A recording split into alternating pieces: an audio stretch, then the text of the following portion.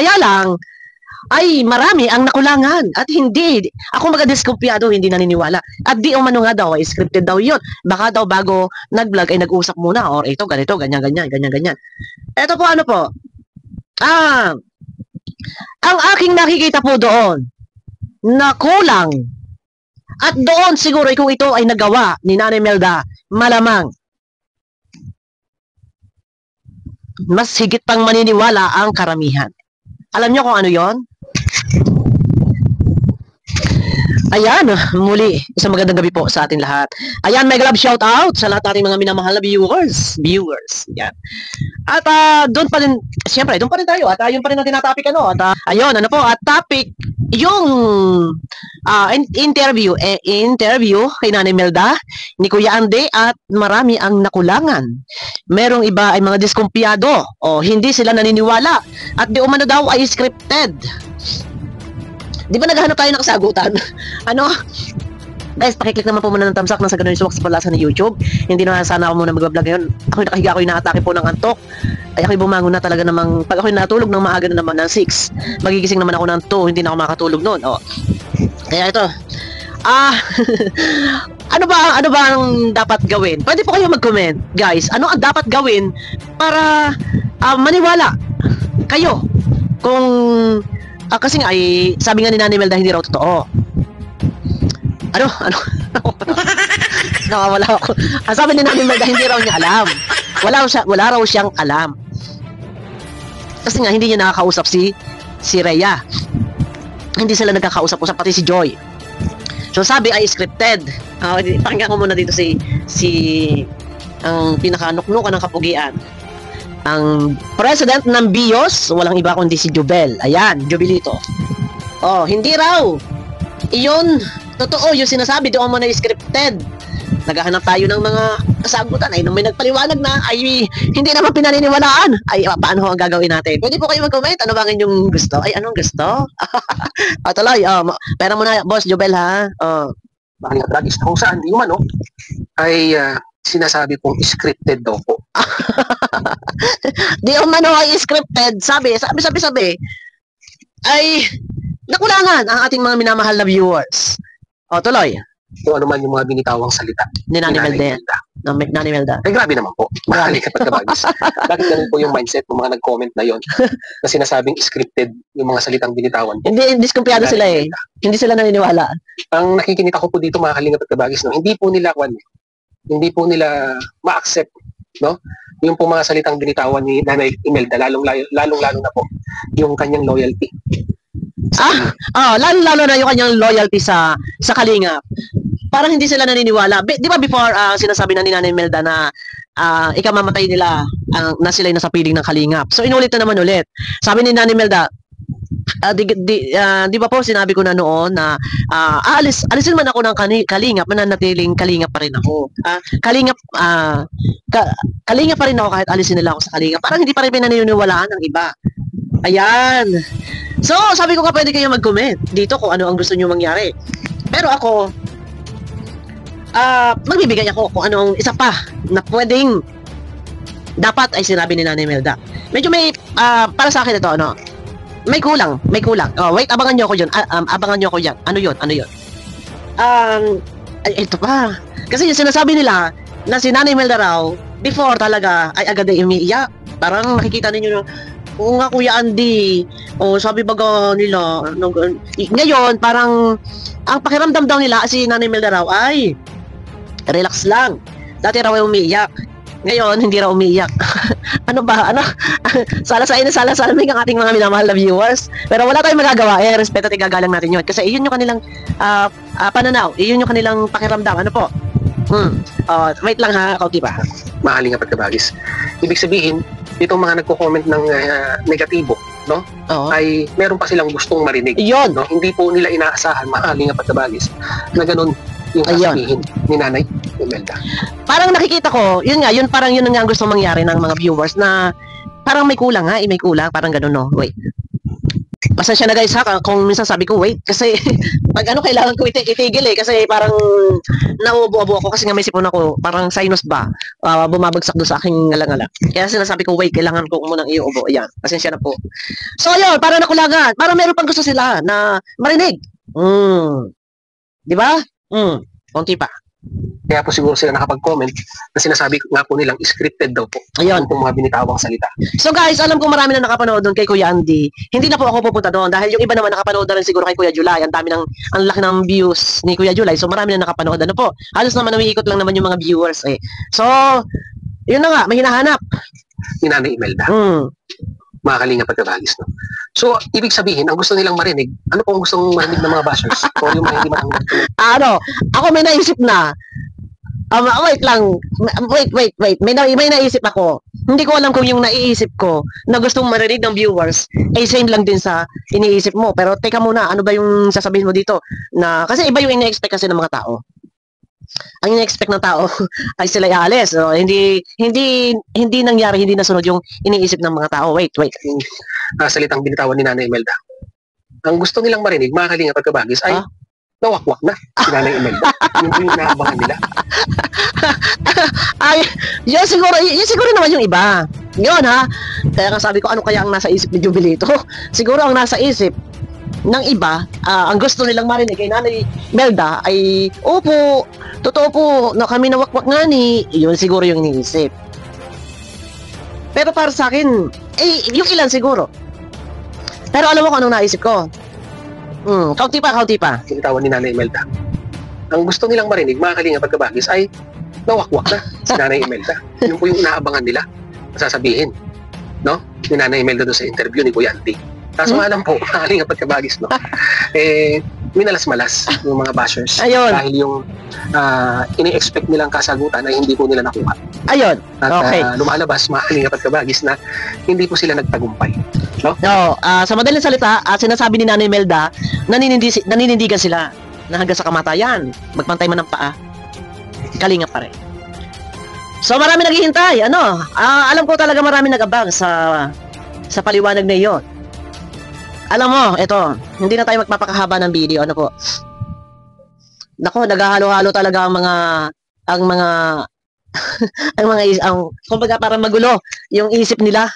Parang nakulangan, pero yung iba naman naniniwala. Salamat sa mga naniniwala. Salamat din sa mga nakulangan. Ano po, dahil nandiyan na talagang pinanood nyo yung video ni Kuya Ande. Baka meron pang hindi pa po nakakapanood sa upload ni Kuya Ande. Teka nga muna, baka meron pang hindi pa po nakakapanood doon. Salamat, Boss Jobel, ha? Yeah, kaunti lang naman yung pinarinig ko. So, nandito pero guys, gusto ko kayo na lang po manood doon. Ano po? Oh, my food! Kay Kuya Andy. Wait lang, ano yung naiisip ko na kulang? Wait lang ha. Yan. Kahit pa Kuya Andy, hindi sa kanila. Ibig sabihin nila, Yan. Kita naming mag-ina. Minsan nga po hindi kami nga nakakapag-usap Kuya Andy na yun. Para sa aming mag-ina, wala na po kaming time na mag-usap kasi pag kinuha po sila niyan dito, pag pumunta po sila, ang pinagtutunan po niya ng pansin, yung anak na niya, hindi na po kami. Sa madaling salita na magkita man kayo ni Rhea, lingguhan, ganun. Opo, minsan nga Kuya Andy, hindi na po yan napunta dito. Kami na baga po Kuya Andy ang napunta sa dait pa Kuya Andy. Oo. So, dito kasi pinalalabas ni Nanay Imelda, halos wala silang time mag-usap kapag may mga ganyang kaproblemahan. Bago pa nila mapag-usapan, kung sakali man ay bibilang pa ng ilang araw din. So, sabi nga wala daw siyang alam. At sinabi niya, hindi ko mo, yan ay anak niya, ay alam na niya lahat ang galaw. Ay may pamilya na nga at hindi naman daw doon nakatira. Ano po? Sa kanila. Ibig sabihin, hindi na kayo nakakapag-usap. Wala na po Kuya Andy kasi po pag nagpunta po yan dito Kuya Andy, wala na po kaming pag-uusap sa amin pero dadala na sila Kuya Andy dito ng pagkain, ng ulam, nakain kami. Pero pagdating yan dito Kuya Andy, ang inaano na po niya yung anak niya, hindi na po kami nakakapag-usap ng Ayun. anak na po niya. Ayun, basta ang sinasabi dito, hindi sila nakakapag-usap. Hindi sila nakakapag-usap. Minsan, ay meron pa kang sinabi dito, parang tumawag yata. Thursday daw. Pero panoorin niyo po, eto. Ganun na yun, kaya nagdumirisyon ako dito.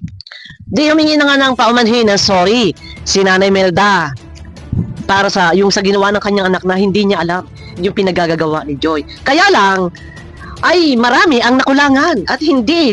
Ako magadiskumpiyado, hindi naniniwala. At di umano nga daw, scripted daw yun. Baka daw bago nag-vlog ay nag-usap muna or ito, ganito, ganyan.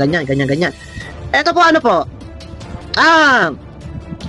Ang aking nakikita po doon na kulang at doon siguro kung ito ay nagawa ni Nanay Imelda, malamang mas higit pang maniniwala ang karamihan. Alam nyo kung ano yon? Yung marinig po natin, habang siya ay nagpapaliwanag at humihingi ng sorry, ay nakapagbigay po ng isang mensahe or paalala or hindi ko man sinabing pagalitan, pangaralan. Si Rhea. Naman lang sabihin ni Nanay Melda, Rhea, wag na wag mong gagawin yan. Bagkus tayo magpasalamat dahil sa laki ng naitulong sa atin ng Kalingap, ay sa tanang buhay ko hindi ko naranasan ang mga bagay na yan. Ngayon lang sa pagkakataong ito, kung ikaw ay nagkamali, kung mali, o kung ano man yung issue iyan, ay ikaw ay humingi na lang ng paumanhin kila Kuya Ram mo at kina Kuya Bal. Yun po siguro.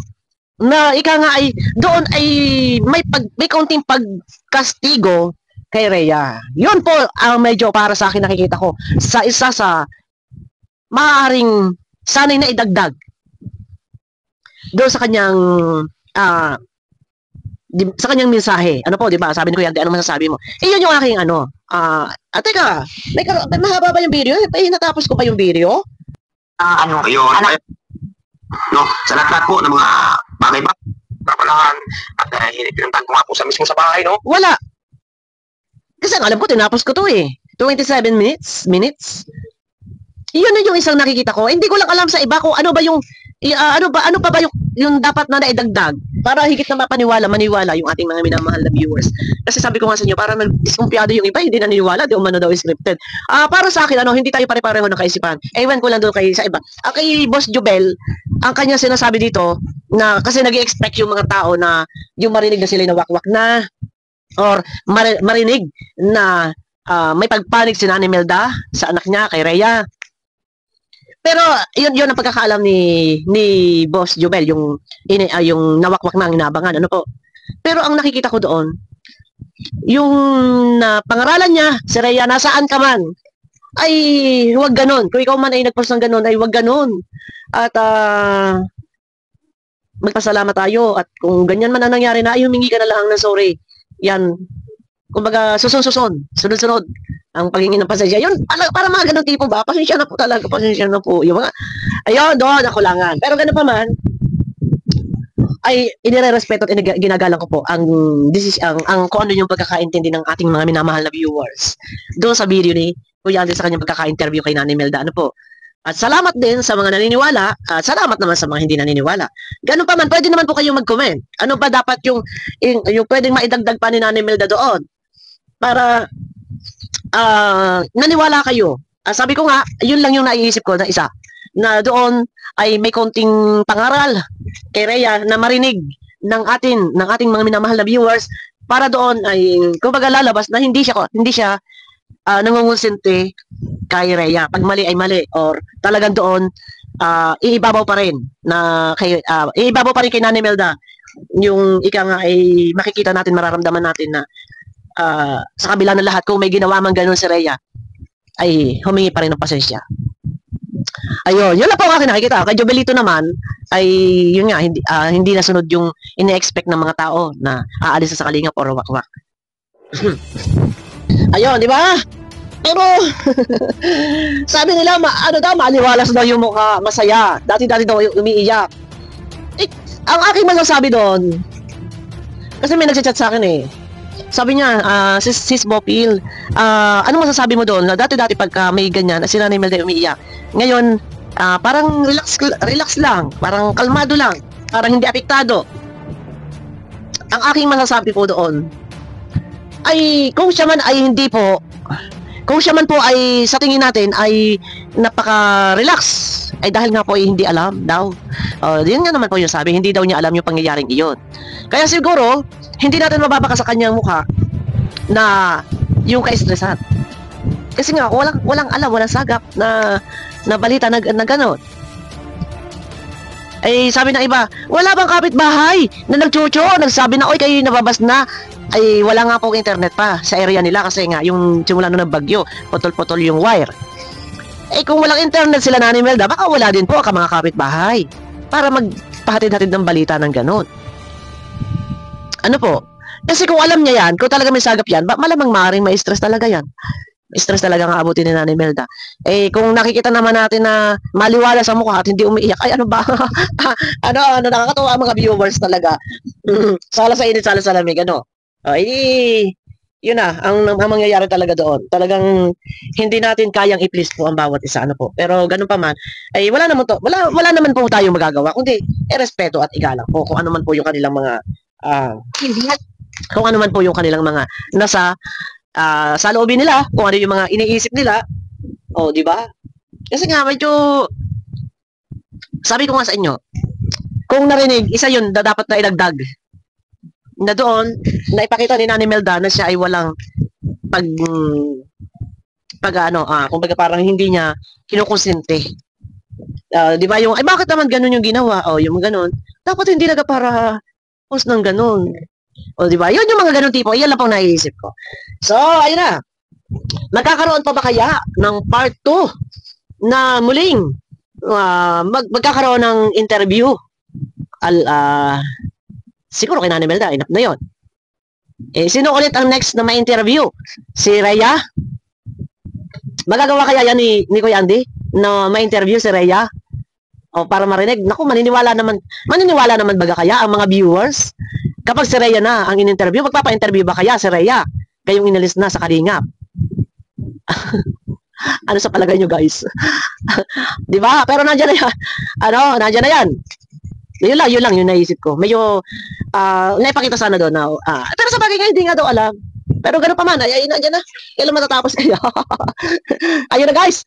Mega love shoutout sa inyo lahat. Isang magandang gabi po sa atin lahat. Pakiclick naman po ng thumbs up ng Sagana Network sa panlasa ni YouTube. Sa tingin ko ito, wait lang, pahabol ko.